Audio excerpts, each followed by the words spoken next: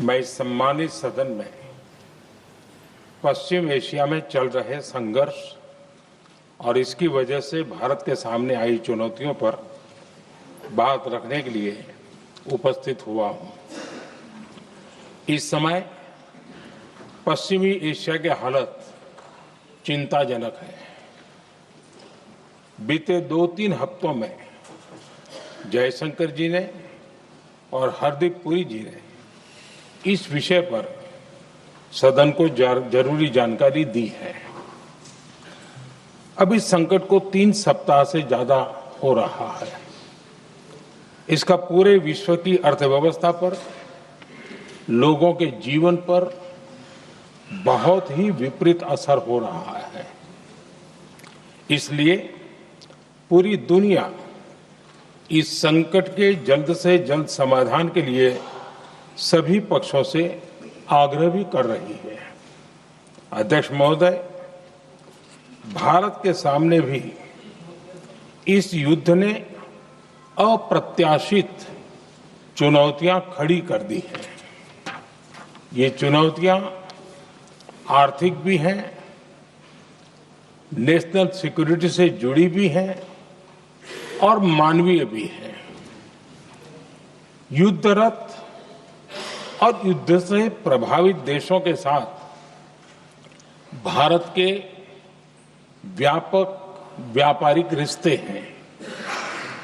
जिस क्षेत्र में युद्ध हो रहा है वो दुनिया के दूसरे देशों के साथ हमारे व्यापार का भी एक महत्वपूर्ण रास्ता है। विशेष रूप से कच्चे तेल और गैस की हमारी जरूरतों का एक बड़ा हिस्सा यही क्षेत्र पूरा करता है। हमारे लिए ये रीजन एक और कारण से भी अहम है। लगभग 1 करोड़ भारतीय खाड़ी देशों में रहते हैं और वहां काम करते हैं। वहां समंदर में जो कमर्शियल शिप चलते हैं उनमें भारतीय क्रू मेंबर्स की संख्या भी बहुत अधिक है। ऐसे अलग अलग कारणों के चलते भारत की चिंताएं स्वाभाविक रूप से अधिक है। इसलिए ये आवश्यक है कि भारत की संसद से इस संकट को लेकर एक मत और एकजुट आवाज दुनिया में जाए।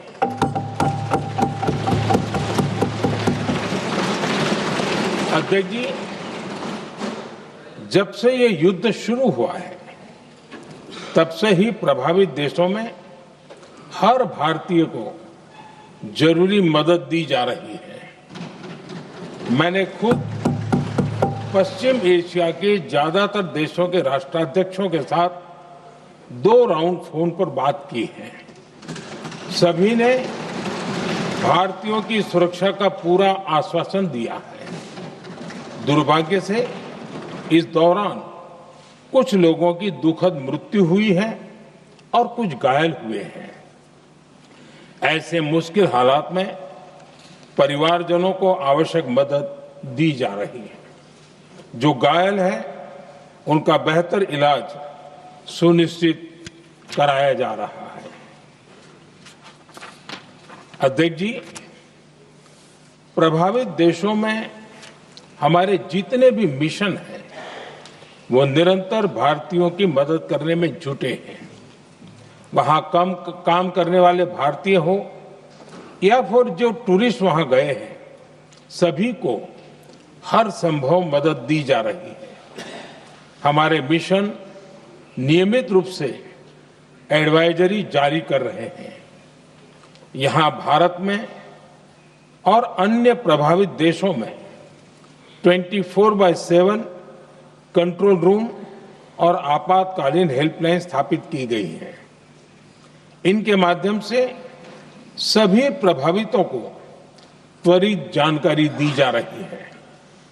अध्यक्ष जी, संकट की स्थिति में देश विदेश में भारतीयों की सुरक्षा हमारी बहुत बड़ी प्राथमिकता रही है। युद्ध शुरू होने के बाद से लेकर अब तक 3,75,000 से अधिक भारतीय सुरक्षित भारत लौट चुके हैं। ईरान से ही अभी तक लगभग 1,000 भारतीय सुरक्षित वापस लौटे हैं। इनमें 700 से अधिक मेडिकल की पढ़ाई करने वाले युवा हैं। खाड़ी देशों में भारतीय स्कूलों में हजारों विद्यार्थी पढ़ते हैं। सीबीएसई ने ऐसे सभी भारतीय स्कूलों में होने वाली कक्षा 10वीं और 12वीं की निर्धारित परीक्षाओं को रद्द कर दिया है। इन बच्चों की पढ़ाई निर्बाध चलती रहे, इसके लिए सीबीएसई उचित कदम उठा रही है। यानी सरकार संवेदनशील भी है, सतर्क भी है और हर सहायता के लिए तत्पर भी है। माननीय अध्यक्ष जी, भारत में बड़ी मात्रा में कच्चा तेल, गैस और फर्टिलाइजर जैसी अनेक जरूरी चीजें हॉर्मुज स्ट्रेट के रास्ते से आती हैं। युद्ध के बाद से ही हॉर्मुज स्ट्रेट में जहाजों का आना जाना बहुत चुनौतीपूर्ण हो गया है। बावजूद इसके हमारी सरकार का ये प्रयास रहा है कि पेट्रोल, डीजल और गैस की सप्लाई बहुत ज्यादा प्रभावित न हो। देश के सामान्य परिवारों को परेशानी भी कम से कम हो, इस पर हमारा फोकस रहा है। हम सभी जानते हैं, देश अपनी जरूरत की 60% एलपीजी आयात करता है। इसकी सप्लाई में अनिश्चितता के कारण सरकार ने एलपीजी के डोमेस्टिक उपयोग को प्राथमिकता दी है। साथ ही एलपीजी के देश में ही उत्पादन को भी बढ़ाया जा रहा है। पेट्रोल, डीजल की सप्लाई पूरे देश में सुचारू रूप से होती रहे, इस पर भी लगातार काम किया गया है। अध्यक्ष जी, आज की इन परिस्थितियों में एनर्जी सिक्योरिटी को लेकर बीते एक दशक में उठाए गए कदम और भी प्रासंगिक हो गए हैं। भारत ने बीते 11 वर्षों में अपनी एनर्जी इंपोर्ट का डाइवर्सिफिकेशन किया है। पहले क्रूड ऑयल, एलएनजी, एलपीजी ऐसी एनर्जी जरूरतों के लिए 27 देशों से इंपोर्ट किया जाता था। वहीं आज भारत 41 देशों से एनर्जी इंपोर्ट करता है। अध्यक्ष जी, बीते दशक में भारत ने संकट के ऐसे ही समय के लिए कच्चे तेल के भंडारण को भी प्राथमिकता दी है। आज भारत के पास 53 लाख मीट्रिक टन से अधिक का स्ट्रेटेजिक पेट्रोलियम रिजर्व है और 65 लाख मीट्रिक टन से अधिक के रिजर्व की व्यवस्था पर देश काम कर रहा है। हमारी तेल कंपनियों के पास जो रिजर्व रहता है वो अलग है। बीते 11 वर्षों में हमारी रिफाइनिंग कैपेसिटी में भी उल्लेखनीय वृद्धि हुई है। अध्यक्ष जी, सरकार अलग अलग देशों के सप्लायर्स के साथ भी लगातार संपर्क में है। प्रयास ये है कि जहां से संभव हो वहां से तेल और गैस की सप्लाई होती रहे। भारत सरकार गल्फ और आसपास के शिपिंग रूट्स पर निरंतर नजर बनाए हुए है। हमारा प्रयास है कि तेल हो, गैस हो, फर्टिलाइजर हो, ऐसे हर जरूरी सामान से जुड़े जहाज भारत तक सुरक्षित पहुंचे। हम अपने सभी वैश्विक सहयोगियों के साथ निरंतर संवाद कर रहे हैं ताकि हमारे मैरीटाइम कॉरिडोर सुरक्षित रहे। ऐसे प्रयासों के कारण बीते दिनों हॉर्मुज स्ट्रेट में फंसे हमारे कई जहाज भारत आए भी हैं।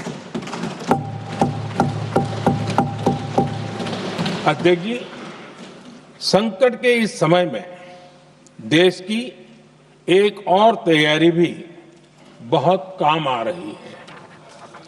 पिछले 10-11 साल में इथेनॉल के उत्पादन और उसकी ब्लेंडिंग पर अभूतपूर्व काम हुआ है। एक दशक पहले तक देश में सिर्फ 1-1.5% इथेनॉल ब्लेंडिंग कैपेसिटी थी। आज हम पेट्रोल में 20% इथेनॉल ब्लेंडिंग के करीब पहुंच रहे हैं। इसके कारण प्रति वर्ष करीब 4.5 करोड़ बैरल कम ऑयल इंपोर्ट करना पड़ रहा है। ऐसे ही रेलवे के बिजलीकरण से भी बहुत बड़ा फायदा हो रहा है। अगर रेलवे का इतना बिजलीकरण न होता तो हर साल करीब 180 करोड़ लीटर डीजल अतिरिक्त लगता। ऐसे ही हमने मेट्रो का नेटवर्क बढ़ाया है। 2014 में जहां देश में मेट्रो नेटवर्क 250 किलोमीटर से भी कम था, आज ये बढ़कर करीब 1100 किलोमीटर हो गया है। हमने इलेक्ट्रिक मोबिलिटी पर बहुत अधिक बल दिया। केंद्र सरकार ने राज्यों को 15,000 इलेक्ट्रिक बसें चलाने के लिए दी हैं। आज जिस स्केल पर वैकल्पिक ईंधन पर काम हो रहा है, उससे भारत का भविष्य और सुरक्षित होगा।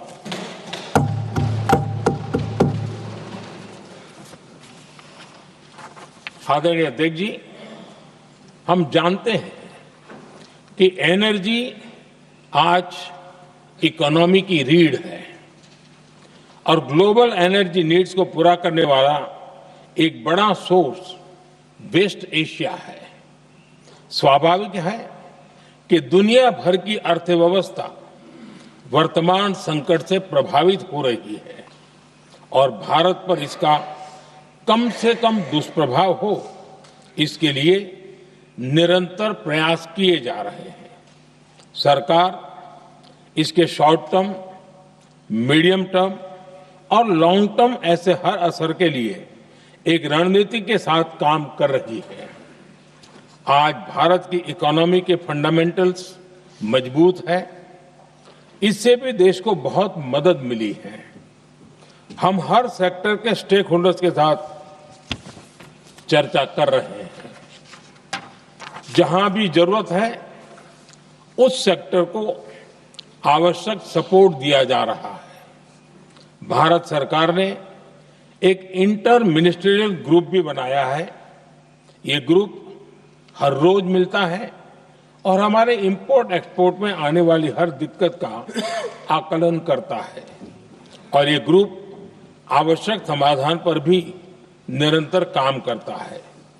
मुझे पूरा भरोसा है कि सरकार और इंडस्ट्री के साझा प्रयासों से हम परिस्थितियों का बेहतर सामना कर पाएंगे।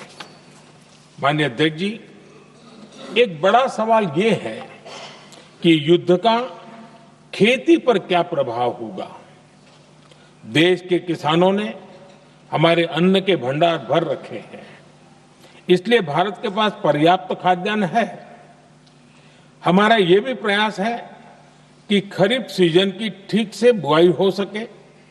सरकार ने बीते सालों में आपात स्थिति से निपटने के लिए खाद की पर्याप्त व्यवस्था भी की है।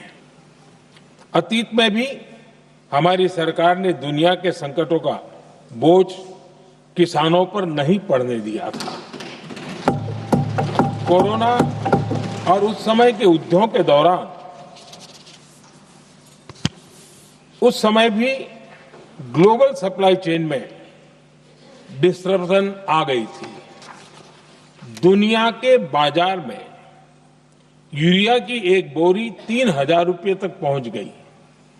लेकिन भारत के किसानों को वही बोरी 300 रुपए से भी कम कीमत में उपलब्ध कराई गई। अध्यक्ष जी, देश के किसानों को इस प्रकार के संकटों से बचाने के लिए भी बीते वर्षों में अनेक कदम उठाए गए हैं। पिछले एक दशक में देश में 6 यूरिया प्लांट शुरू किए गए हैं। इससे सालाना 76 लाख मैट्रिक टन से अधिक की यूरिया प्रोडक्शन कैपेसिटी जुड़ी है। इस दौरान डीएपी और एनपीकेएस जैसी खाद का घरेलू उत्पादन भी करीब 50 लाख मैट्रिक टन बढ़ाया गया है। इतना ही नहीं, तेल और गैस की तरह खाद के आयात को भी डाइवर्सिफाई किया गया है। ऐसे ही डीएपी और एनपीके के आयात के लिए भी हमने अपने विकल्पों को विस्तार किया है। अध्यक्ष जी, सरकार ने देश के किसानों को made in India nano urea का विकल्प भी दिया है। सरकार किसानों को प्राकृतिक खेती के लिए भी प्रोत्साहित कर रही है। पीएम कुसुम योजना के तहत किसानों को 22 लाख से ज्यादा सोलर पंप दिए गए हैं। इससे भी डीजल पर उनकी निर्भरता कम हुई है। मैं सदन के माध्यम से देश के किसानों को विश्वास दिलाता हूं कि सरकार किसानों की हर संभव मदद करती रहेगी। आदरणीय अध्यक्ष जी, युद्ध का एक बहुत बड़ा चैलेंज ये भी है कि भारत में गर्मी का मौसम शुरू हो रहा है। आने वाले समय में बढ़ती गर्मी के साथ बिजली की डिमांड बढ़ती जाएगी। फिलहाल देश के सभी पावर प्लांट्स के पर्याप्त कोल स्टॉक्स उपलब्ध है। भारत ने लगातार दूसरे साल 100 करोड़ टन कोयला उत्पादन करने का रिकॉर्ड बनाया है। पावर जनरेशन से लेकर पावर सप्लाई तक के हमारे सभी सिस्टम की निरंतर मॉनिटरिंग भी की जा रही है और सरकार की तैयारियां उसको रिन्यूएबल एनर्जी से भी मदद मिली है। बीते दशक में रिन्यूएबल एनर्जी की तरफ देश ने बड़े कदम उठाए हैं। आज हमारी total installed power generation capacity का आधा हिस्सा रिन्यूएबल सोर्स से आता है। हमारी कुल रिन्यूएबल क्षमता आज 250 गीगावाट के ऐतिहासिक आंकड़े को पार कर गई है। बीते 11 वर्षों में देश ने अपनी सोलर पावर कैपेसिटी करीब 3 गीगावाट से बढ़ाकर 140 गीगावाट तक पहुंचाई है। बीते वर्षों में देश में करीब 40 लाख रूफटॉप सोलर लगे हैं। इसमें पीएम सूर्यघर मुफ्त बिजली योजना से भी लोगों को काफी मदद मिली है। गोवर्धन योजना के तहत देश में आज 200 कॉम्प्रेस्ड बायोगैस प्लांट भी काम करना शुरू कर चुके हैं। ये सारे प्रयास आज देश के बहुत काम आ रहे हैं। सरकार ने भविष्य की तैयारी और बढ़ाते हुए शांति एक्ट माध्यम से देश में न्यूक्लियर एनर्जी के उत्पादन को भी प्रोत्साहित किया है। कुछ ही दिन पहले small hydro power development scheme को भी हरी झंडी दी गई है, जिससे अगले 5 वर्षों में 1500 मेगावाट नई हाइड्रो पावर कैपेसिटी जोड़ी जाएगी। आदरणीय अध्यक्ष जी, जहां तक डिप्लोमेसी की बात है, भारत की भूमिका स्पष्ट है। शुरुआत से ही हमने इस संघर्ष को लेकर अपनी गहरी चिंता व्यक्त की है। मैंने स्वयं भी पश्चिम एशिया की सभी संबंधित नेताओं से बातचीत की है। मैंने सभी से तनाव को कम करने और इस संघर्ष को खत्म करने का आग्रह किया है। भारत ने नागरिकों, एनर्जी और ट्रांसपोर्ट से जुड़े इंफ्रास्ट्रक्चर पर हमलों का विरोध किया है। कमर्शियल जहाजों पर हमला और हॉर्मुज स्ट्रेट जैसे अंतर्राष्ट्रीय जलमार्ग में रुकावट अस्वीकार्य है। भारत डिप्लोमेसी के जरिए युद्ध के इस माहौल में भी भारतीय जहाजों के सुरक्षित आवागमन के लिए निरंतर प्रयास कर रहा है। अध्यक्ष महोदय, भारत हमेशा से ही मानवता के हित में और शांति के पक्ष में अपनी आवाज उठाता रहा है। मैं फिर कहूंगा कि बातचीत और कूटनीति ही इस समस्या का समाधान है। हमारे हर प्रयास तनाव को कम करने, इस संघर्ष को समाप्त करने के लिए है। इस युद्ध में किसी के भी जीवन पर संकट मानवता के हित में नहीं है। इसलिए भारत का प्रयास सभी पक्षों को जल्द से जल्द शांतिपूर्ण समाधान के लिए प्रोत्साहित करने का है। अध्यक्ष जी, जब ऐसे संकट आते हैं तो कुछ तत्व इसका गलत फायदा उठाने की कोशिश भी करते हैं। इसलिए कानून व्यवस्था सुनिश्चित करने वाली सभी एजेंसियों को अलर्ट पर रखा गया है। कोस्टल सिक्योरिटी हो, बॉर्डर सिक्योरिटी हो, साइबर सिक्योरिटी हो, स्ट्रेटेजिक इंस्टॉलेशंस हो, सबकी सुरक्षा को और मजबूत किया जा रहा है। अध्यक्ष जी, इस युद्ध के कारण दुनिया में जो कठिन हालात बने हैं, उनका प्रभाव लंबे समय तक बने रहने की आशंका है। इसलिए हमें तैयार रहना होगा, हमें एकजुट रहना होगा।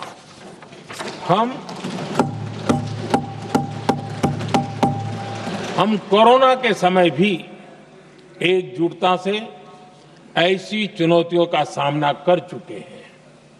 अब हमें फिर से उसी तरह तैयार रहने की आवश्यकता है। धीरज के साथ, संयम के साथ, शांत मन से हमें हर चुनौती का मुकाबला करना है और यही हमारी पहचान है, यही हमारी ताकत है। और हां, हमें बहुत सावधान और सतर्क भी रहना है। हालात का फायदा उठाने वाले झूठ फैलाने का प्रयास करेंगे, ऐसे लोगों की कोशिशों को सफल नहीं होने देना है।